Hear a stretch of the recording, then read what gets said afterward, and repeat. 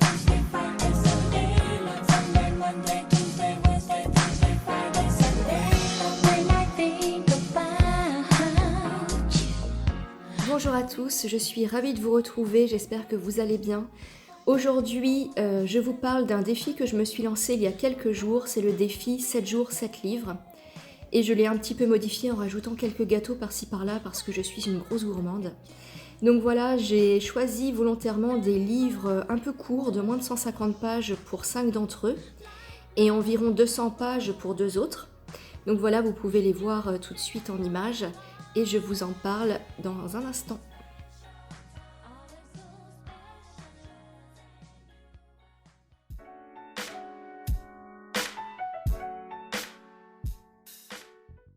Lundi, j'ai lu La séquestrée de Charlotte Perkins Gilman, qui est une autrice du 19e siècle. Le livre est vraiment très court, il fait une 60aine de pages et il se lit vraiment très facilement. Donc je l'ai fini en à peine 1 heure. Le style est simple et fluide, donc c'était une lecture plutôt agréable. Dans ce livre, on y suit une jeune mère de famille qui souffre de dépression, et plus précisément de dépression postpartum. Et elle va subir l'enfermement sur recommandation de son médecin de famille dans une maison de campagne. Son mari, pensant bien faire, la contraint à l'enfermement. Et il embauche même une nourrice pour qu'elle n'ait rien à faire, rien à penser à part cette retraite. Le but étant bien sûr de reprendre goût à la vie. Mais les choses ne vont pas du tout se passer comme prévu et la jeune femme va très vite se sentir oppressée et elle va souffrir d'hallucinations. Elle s'imagine qu'une femme est enfermée derrière le papier peint jaune de la chambre et va vouloir la libérer. Donc finalement, cet enfermement n'aura pas l'effet escompté sur elle. Cette nouvelle est autobiographique puisque l'autrice elle-même a souffert de dépression postpartum et elle a dû faire face au déni de son entourage concernant sa détresse psychologique. Ici, dans ce livre, elle dénonce les pratiques d'un médecin qui a réellement existé et qui lui a infligé un traitement inhumain, celui de se couper de toute stimulation extérieure, ce qui au contraire va accentuer son mal-être. Donc finalement, cette maison de campagne ressemble plus à une prison qu'à un havre de paix. Et l'autrice dénonce ici le grotesque de la situation, les pratiques médicales et psychologiques dangereuses de l'époque. En plus, c'est un roman féministe qui critique le fait que les femmes étaient seulement cantonnées aux tâches ménagères et qu'on se refusait à ce qu'elles s'épanouissent autrement. Donc en fait, on n'imagine même pas que l'autrice puisse avoir des rêves, des passions, et on pense que la meilleure chose à faire pour elle, c'est qu'elle ne pense à rien et d'être enfermée dans une pièce, ce qui est totalement absurde. J'ai bien aimé cette petite nouvelle, elle est très intéressante et agréable. Elle aborde plusieurs sujets vraiment très intéressants et qui mériteraient d'être creusés davantage. Et justement, c'est là que je mettrai un petit bémol, c'est que c'est vraiment c'est un sujet qui est traité un peu trop en surface, de façon trop superficielle. Et bon, évidemment, sur 60 pages, on ne peut pas aller au bout des choses, mais j'aurais préféré quelque chose d'un peu plus abouti. Donc j'ai beaucoup aimé cette nouvelle que je vous recommande, elle est plutôt bonne, mais le gâteau est encore meilleur, un superbe macaron à la framboise que je vous recommande également chaudement.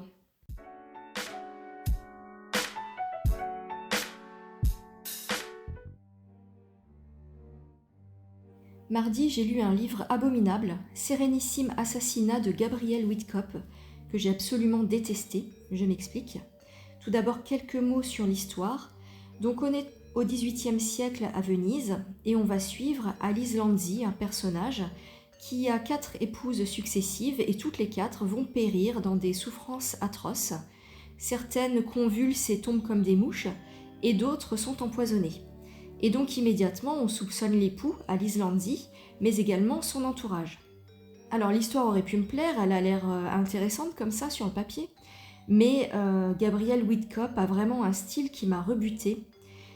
J'ai été vraiment absolument surprise, mais dans le mauvais sens du terme, par sa façon d'écrire. J'ai trouvé ça vraiment détestable et pas agréable du tout. Le livre fait à peu près 120 pages, mais j'ai eu l'impression de lire un bouquin de 500 pages tellement j'accrochais, je butais sur les mots. Il y a beaucoup de mots de vocabulaire qui sont que je ne connaissais pas, donc c'est un petit peu le point positif aussi, parce que c'est quand même intéressant d'apprendre de nouveaux mots, mais là c'était un petit peu trop. et les phrases étaient alambiquées, c'était dans un style vraiment confus. Enfin, faut vraiment le lire pour le comprendre. Mais c'est vraiment une lecture qui m'a paru presque insurmontable et désagréable. Je n'ai pris aucun plaisir à lire ce livre, même si à la base le sujet m'intéressait. Mais vraiment, c'est le genre de livre, je pense, qui peut vous faire détester la lecture. Je suis un petit peu dure en disant ça, mais c'est vraiment ce que j'ai ressenti. Et au milieu du livre, j'étais à peu près à la cinquantaine, j'avais lu une cinquantaine de pages, et je me suis posé la question de est-ce que j'arrête, parce que vraiment c'était désagréable, il fallait que je fasse beaucoup de retours en arrière, il y avait des phrases que je ne comprenais pas.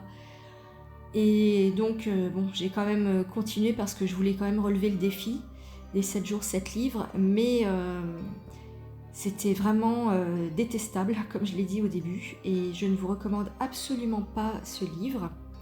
Dites-moi en commentaire si vous connaissez cette autrice, si vous l'avez découverte dans un autre livre, je crois qu'elle a écrit Le Nécrophile. Est-ce qu'il est mieux? Est-ce qu'il est toujours dans ce style un petit peu alambiqué, un petit peu compliqué? Est-ce que je devrais retenter cette autrice? Dites-moi en commentaire. Donc voilà, sans hésiter, j'ai préféré le Salammbô, vous vous en doutez, parce que la lecture pour moi a été vraiment très difficile.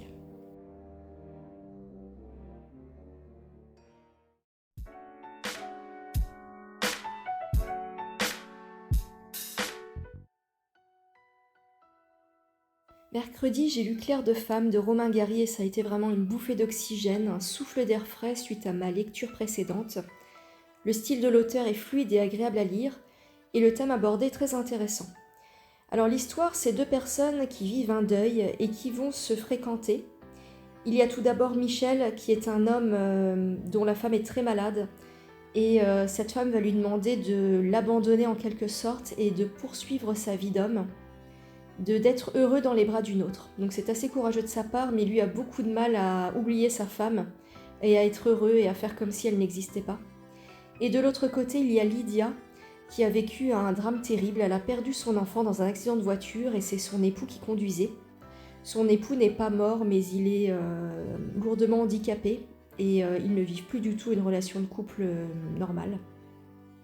Donc voilà, ce sont 2 écorchés vifs, 2 personnes qui vivent un drame et qui vont essayer de remonter la pente ensemble.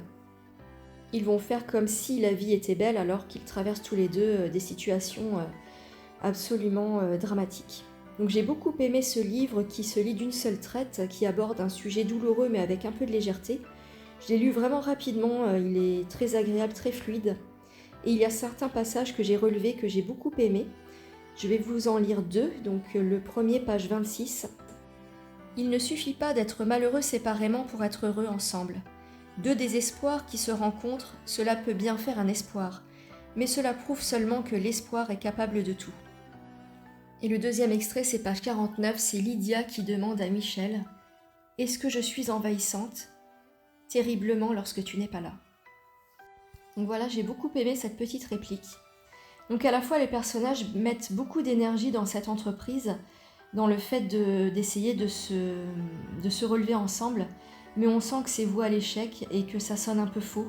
C'est loin d'être une évidence entre deux, et c'est juste une relation pansement pour continuer à espérer à vivre, et on sent un petit peu que c'est surjoué à la limite de la comédie.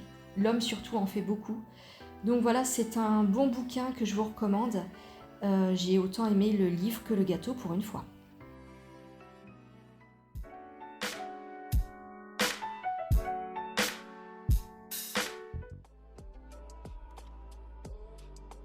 Jeudi, j'ai lu Nouvelles orientales de Marguerite Yourcenar. C'est un recueil de 10 nouvelles paru en 1938. L'autrice s'est fortement inspirée de nouvelles déjà existantes, provenant du bassin méditerranéen et d'Extrême-Orient, donc Chine et Japon, mais qu'elle a retravaillées. En réalité, je trouve que ça s'apparente plus à des contes qu'à des nouvelles. Alors je ne vais pas vous résumer ici les 10 nouvelles, ce serait trop long et pas forcément intéressant, mais je vais juste vous donner mon avis, voilà, mon avis personnel. Donc globalement, j'étais quand même assez déçue, je m'attendais à beaucoup mieux. Alors pas du tout par rapport au style de l'autrice qui est quand même assez remarquable, c'est vraiment le point fort du livre. C'est très agréable à lire, vraiment il n'y a pas de souci là-dessus, c'est fluide, Voilà, il n'y a pas de problème à ce niveau-là, mais c'est surtout par rapport au choix des nouvelles que je n'ai pas vraiment trouvé excellente. Alors dans l'ensemble, les chutes ne sont pas terribles. La fin retombe un petit peu comme un soufflet de fromage et c'est ça qui m'a un petit peu déçue. Donc voilà, les deux que j'ai préférés, c'est Le lait et la mort, qui parle de la maternité, et l'autre, c'est Le dernier amour du prince Ganji, qui parle d'amour, voilà. Donc, mais globalement, j'ai pas vraiment été séduite par ce recueil de nouvelles. Est-ce qu'il n'y a pas mieux en Extrême-Orient ou dans le bassin méditerranéen comme contes ou nouvelles qu'elle aurait pu reprendre qui sont plus intéressantes? Je ne sais pas. En tout cas, c'est à lire quand même pour le style qui est très intéressant et pour la culture générale aussi. Mais bon, j'ai quand même passé un moment agréable. C'est pas forcément ma tasse de thé de lire des contes, mais voilà, c'est quand même plaisant. Dans l'ensemble, quand je lis les commentaires sur Babelio ou d'autres sites, ce recueil de nouvelles a quand même de bonnes critiques. Donc ne vous fiez pas forcément à mon avis, peut-être que vous aurez une agréable surprise en le lisant. Mais voilà, en tout cas, moi, c'est mon ressenti personnel. Et voilà, globalement, c'est plutôt mitigé. Un petit peu comme le gâteau d'ailleurs, mi-figue, mi-raisin.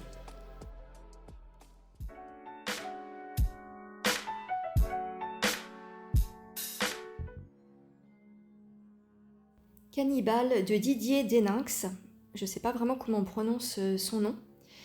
C'est une histoire tirée d'un fait réel. Je ne connaissais absolument pas cette histoire. En 1931, en France, il y a eu une exposition coloniale près du bois de Vincennes à Paris. Et là-bas, y étaient exposés des produits venus des dom-toms et des colonies principales françaises, mais pas que. On y a exposé également des Kanaks, donc c'est un peuple autochtone de Nouvelle-Calédonie. Alors à la base, il devait y avoir des crocodiles à la place de ces hommes, mais ils ont tous péri. Ils ont été empoisonnés et en fait, pour attirer les visiteurs, on les a remplacés par des Kanaks. Les autorités se mettent donc d'accord pour remplacer les reptiles par des Kanaks. Mais on ne leur explique absolument pas qu'ils vont servir d'appât pour attirer les foules et qu'ils seront traités comme du bétail. En effet, une fois sur place, ils sont maltraités, on les force à faire des choses qu'ils ne veulent pas faire. Par exemple, on demande aux femmes de se dénuder la poitrine et de danser comme des sauvages dans de l'eau croupie. Ou alors on leur demande de se comporter de telle ou telle manière, mais des choses qui n'ont rien à voir avec leur culture d'origine et leurs coutumes. On va même les séparer, donc le personnage principal va être séparé de sa fiancée et va tenter de la retrouver dans les rues de Paris. Donc c'est assez comique, assez cocasse à ce moment-là parce qu'il va découvrir un peu la capitale, les lumières, le métro. Donc c'est des scènes un peu drôles et en même temps tristes parce qu'il est maltraité et il suit... il est à la recherche de sa future épouse et il est complètement dévasté, il ne sait même pas s'il va réussir à la retrouver. Donc voilà, c'est un récit assez poignant, d'autant plus qu'il est tiré d'une histoire vraie. Apparemment, l'un des personnages présents dans le bouquin est un ancêtre de Karembeu, le joueur de foot, puisqu'il est d'origine kanak. Je crois même qu'il a fait un livre à ce sujet. Donc voilà, c'est un livre que j'ai bien aimé, qui se lit rapidement, il est assez court et l'histoire est intéressante. Je ne connaissais pas du tout ce point de l'histoire. Et c'est incroyable de se dire qu'il y a 100 ans, enfin moins que ça encore, on a fait une exposition avec des hommes comme ça, qu'on les a traités comme du bétail. C'est vraiment révoltant et je trouve ça bien que l'auteur l'ait dénoncé dans un livre. Donc voilà, j'ai bien aimé ce livre et le gâteau, mais alors un régal.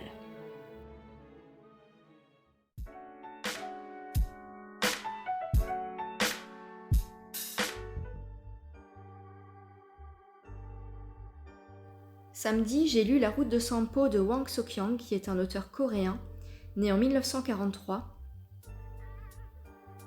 De cet auteur, j'avais lu Monsieur Han, qui fait d'ailleurs partie de mes meilleures lectures de 2021. Et cette fois-ci, je me suis laissée tenter par ce recueil de 4 nouvelles.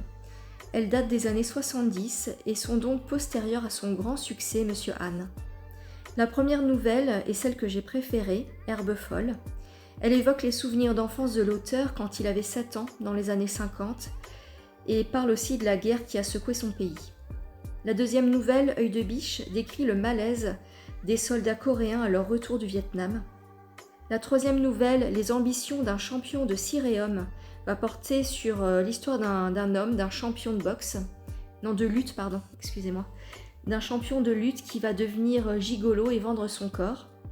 Et la quatrième, La route de Sampo, témoigne des bouleversements que l'industrialisation du pays impose à la société. Donc globalement, ce sont quand même des nouvelles assez sombres. Il y a une ambiance un peu glauque, un peu lourde qui se dégage de ces histoires. J'ai vraiment préféré de loin la première nouvelle, les autres beaucoup moins, à cause de ce côté sombre justement. Puis j'ai trouvé que les thèmes abordés ça m'intéressait pas particulièrement. Donc voilà, je suis assez mitigée sur ce recueil de nouvelles, contrairement à Monsieur Han qui avait été vraiment un coup de cœur pour moi. Par contre, le gros point positif de ces nouvelles, c'est quand même le style de l'auteur. On retrouve le style qu'il y avait dans son roman Monsieur Han, justement. Il a vraiment une façon bien à lui de nous faire plonger dans l'histoire. On est tout de suite happé, transporté dans des contrées lointaines et c'est vraiment son point fort. Donc c'est pas du tout un auteur que je mets de côté, loin de là, j'y reviendrai. Je crois qu'il a écrit pas mal d'autres romans, donc j'y découvrirai avec plaisir.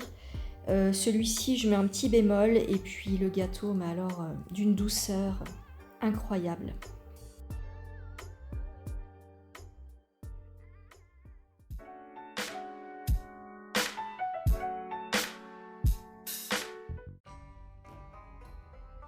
Dimanche, comme j'avais un peu plus de temps, j'ai lu Son Excellence de Naguib Mahfouz.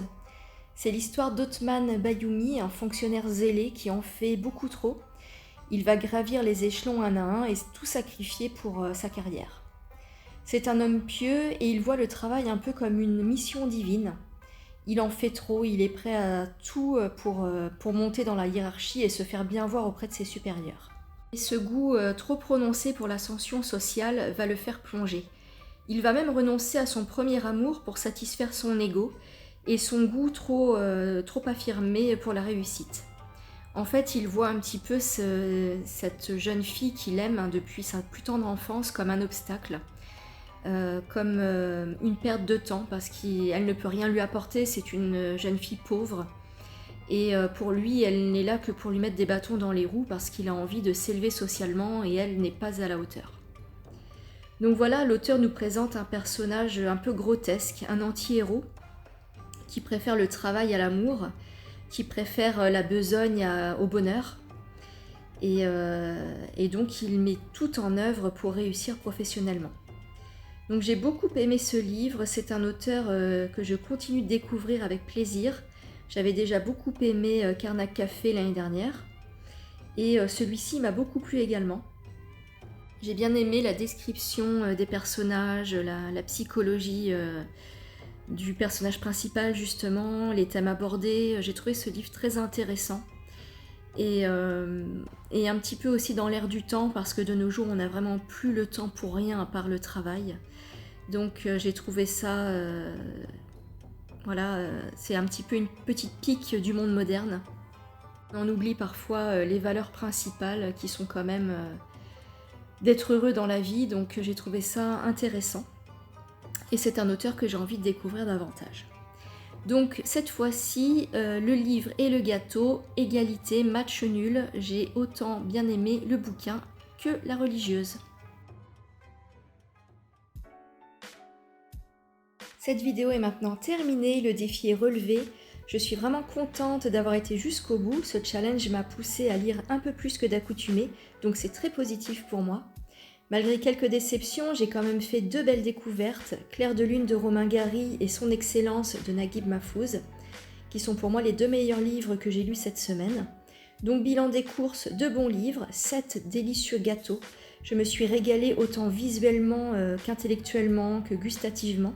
Dites-moi en commentaire si vous avez aimé cette vidéo, laissez-moi vos impressions, vos avis, c'est toujours un plaisir de vous lire et je vous dis à très vite pour de nouvelles découvertes.